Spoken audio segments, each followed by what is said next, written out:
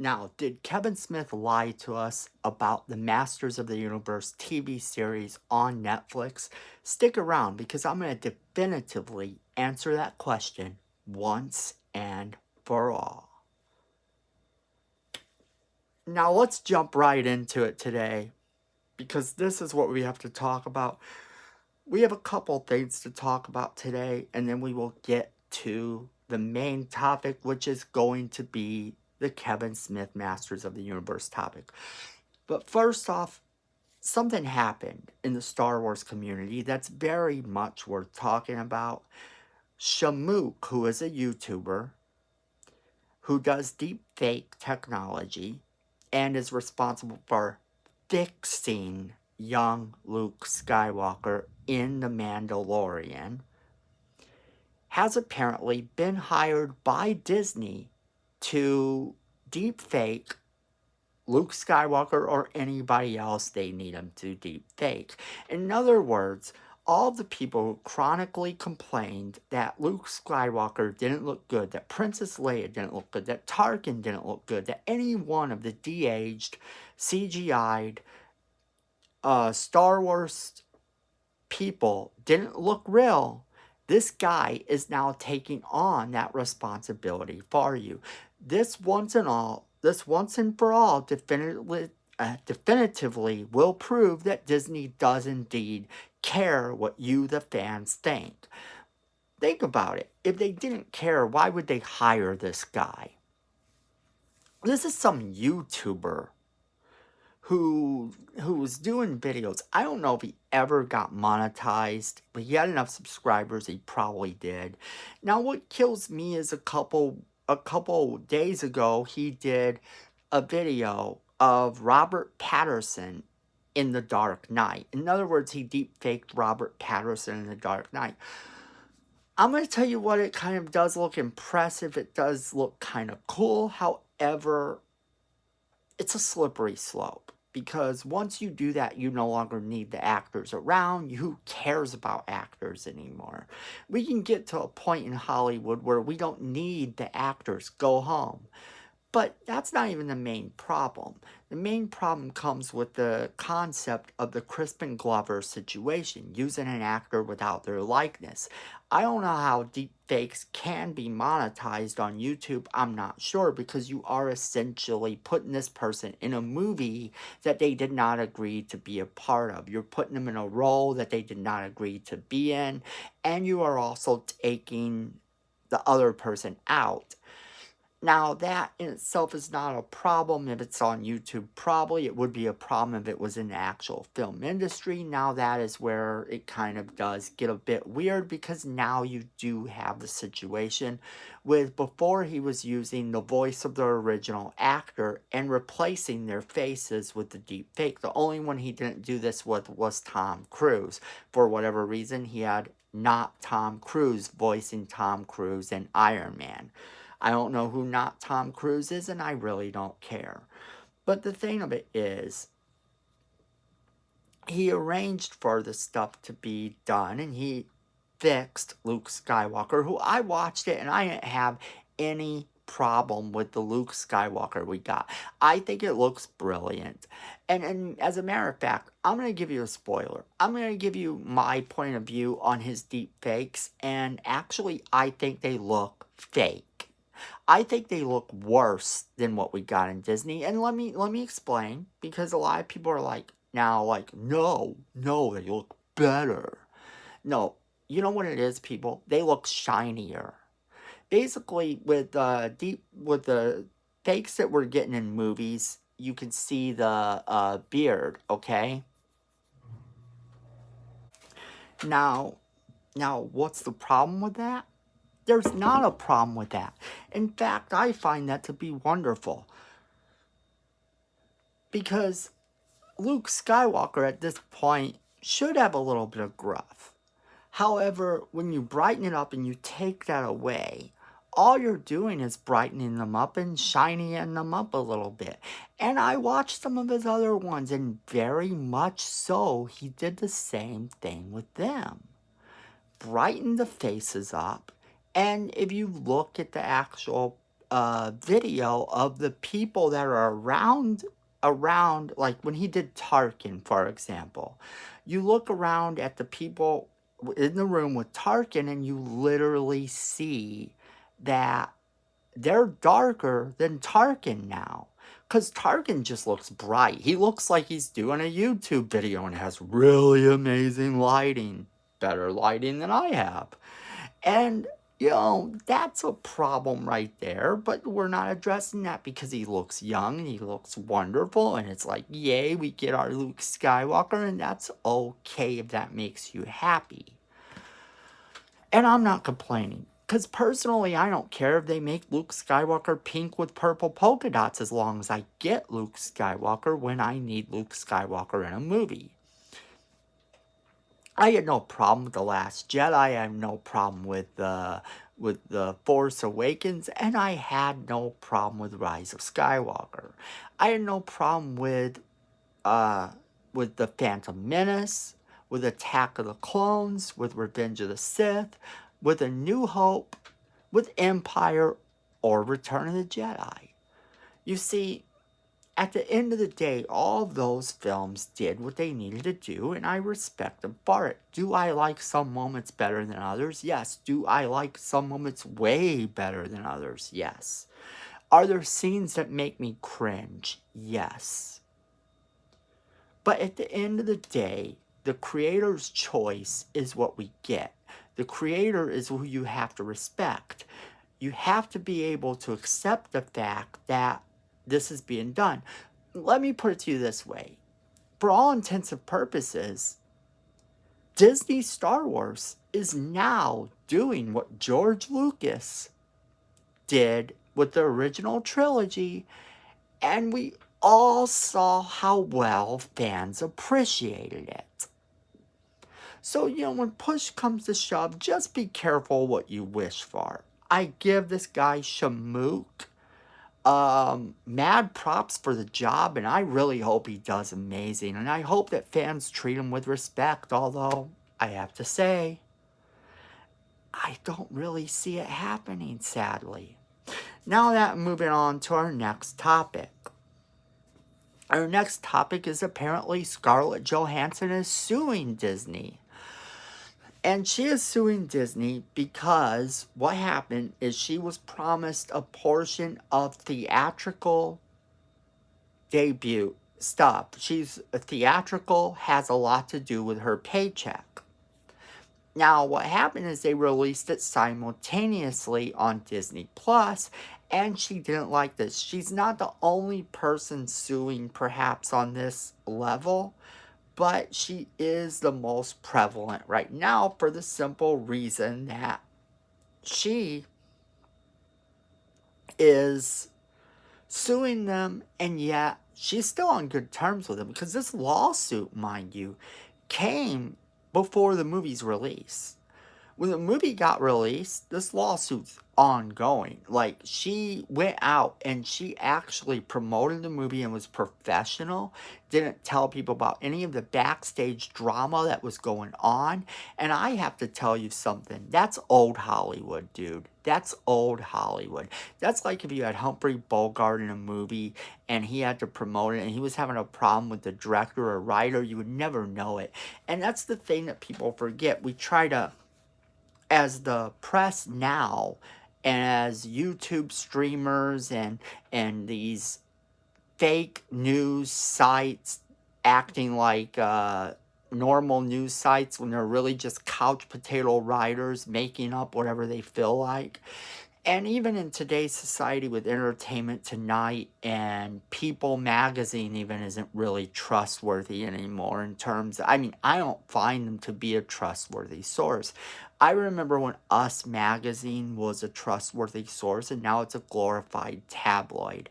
And the same could be said about so many of these. So many of these newspapers and sites are just absolute trash. And what they try to do is they try to get it to where it looks like this celebrity has a problem with the people in the film. Like, one of the big things, and a lot of people pointed and picked out this one little moment where apparently Don Cheadle did not like to be touched by Brie Larson. And they said, dissension, everybody hates her. See, everybody hates her. But the cast had such camaraderie, and they all came to each other's back. You know, they all had each other's back during everything. You know, there was rumors that the original Ant-Man director was having problems with the heads of the Marvel film, you know, and you know, just all sorts of things like that. And in fact, they were talking to each other on Facebook and stuff, or on you know, on Skype during the whole isolation and all that. And apparently even after, there is no dissension among the Marvel community, among the Marvel films, and that's wonderful. That's some old Hollywood love there. And I mad respect that you can put your feelings about a director, a writer, an actor aside, and have their back no matter how you actually feel about them in any given situation. Business is business. Your money is your money. If it's about your money, get your money. But don't criticize or hate on the people that have given you a job, because you want to be able to come back to that job. You want to be able to get that money. So, mad respect to her for being mega professional. I have an all new respect for Scarlett Johansson. What do you guys think about this situation?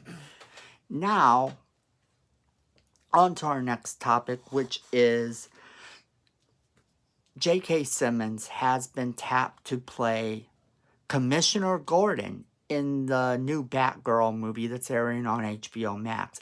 This is important because this has actually been rumored to be part of the Robert Pattinson Batman universe, and this just blows that theory out of the water.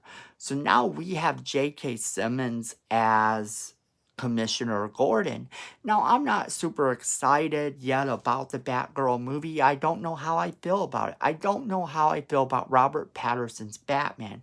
I do, however, know that when the time comes, I will give him a choice. I will give them a chance. And, you know, that's always important in fandom, to give that fandom a chance, no matter how you think you feel about it. And the idea that J.K. Simmons is going to be playing in DC and Marvel at the same time is super exciting as well. I'm super excited to hear that, and I'm sure you guys are too. Now, that's what's crazy about that situation and wonderful about it at the same time. J.K. Simmons is the type of actor you don't mind where he goes or what he does. He's proven himself time and time again to be a wonderful actor, and I'm super excited for anything he's in, and I look forward to seeing him as Commissioner Gordon in this series.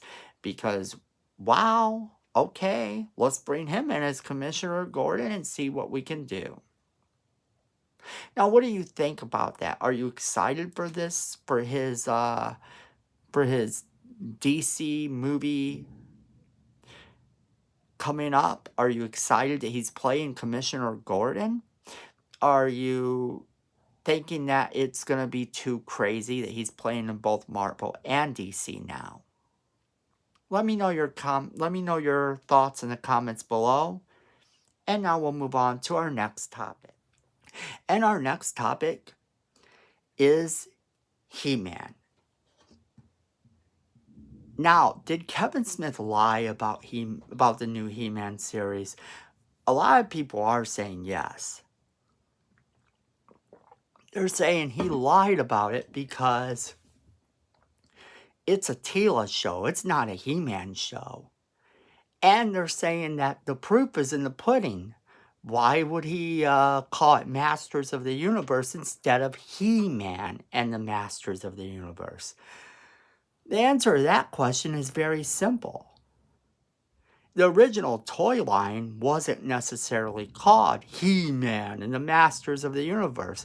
A lot of it was actually just known as Masters of the Universe. It's not a show meant for little kids. It's a show meant for you as an adult.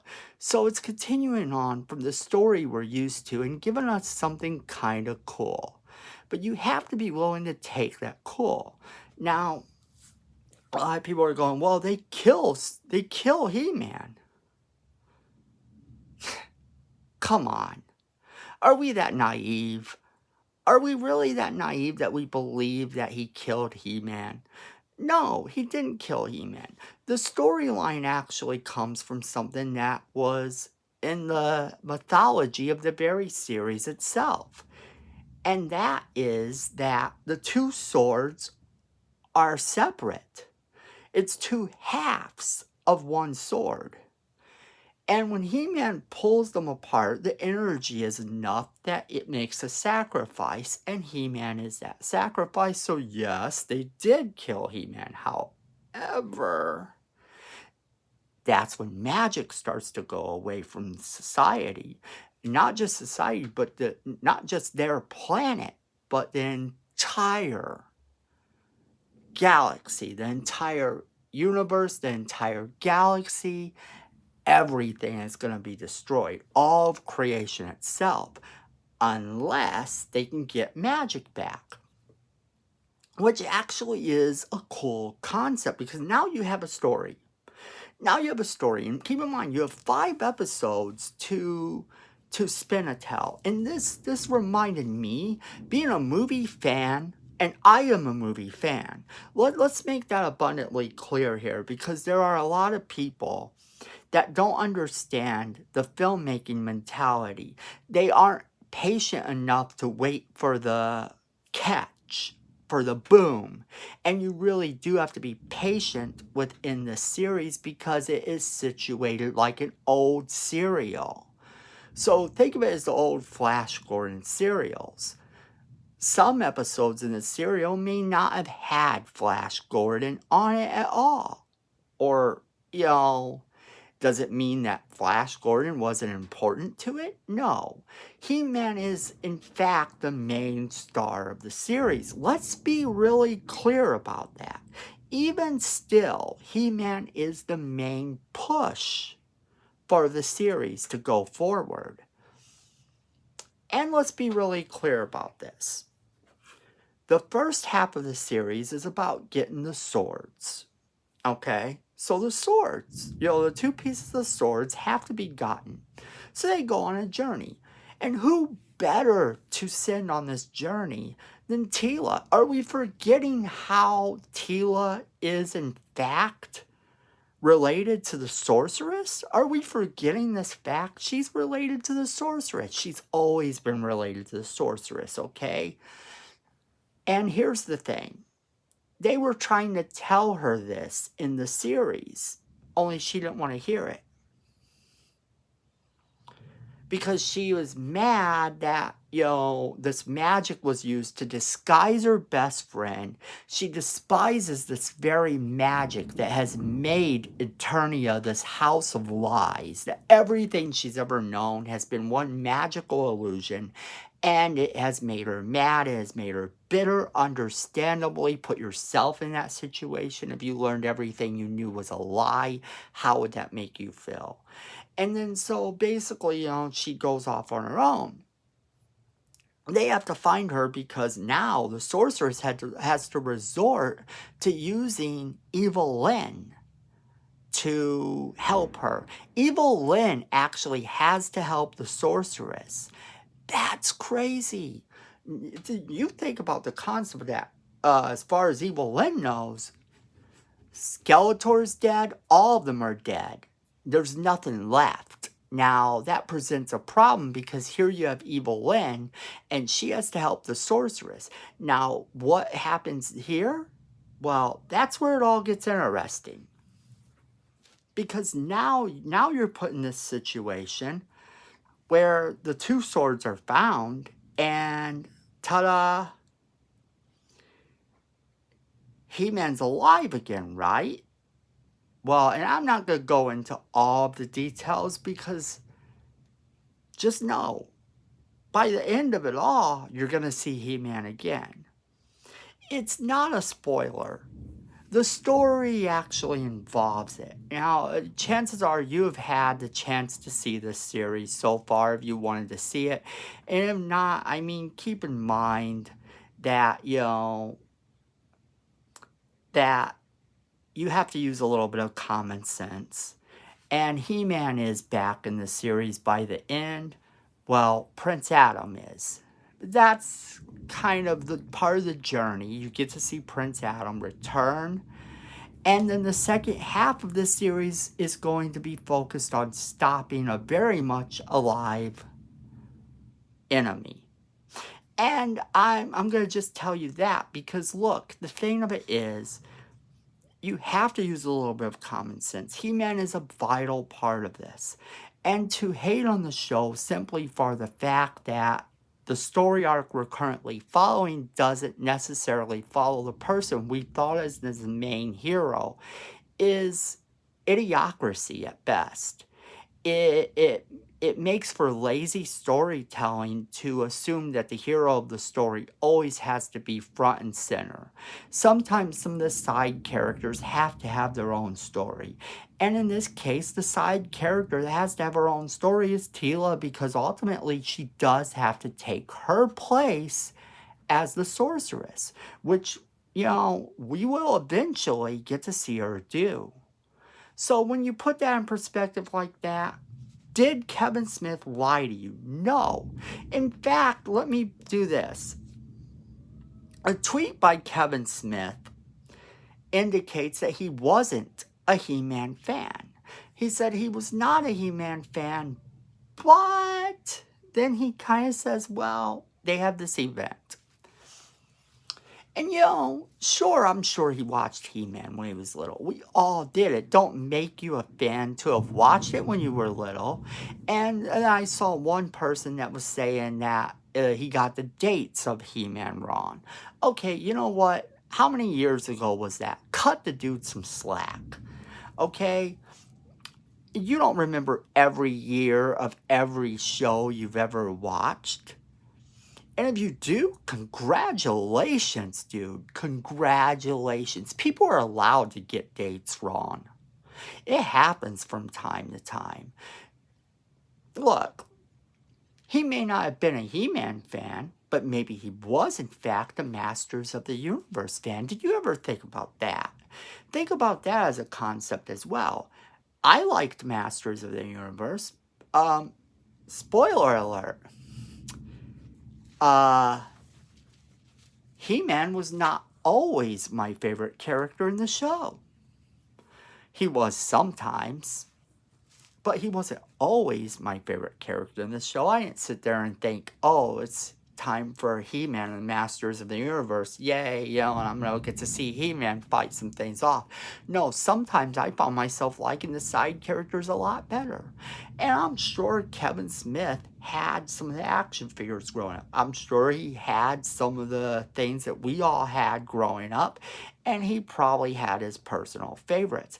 And as someone who can relate to having their personal favorites, you wait for those characters to show up in the series, you wait for them to show up in the episode, and you're more excited about them than you are about the main hero. It happens.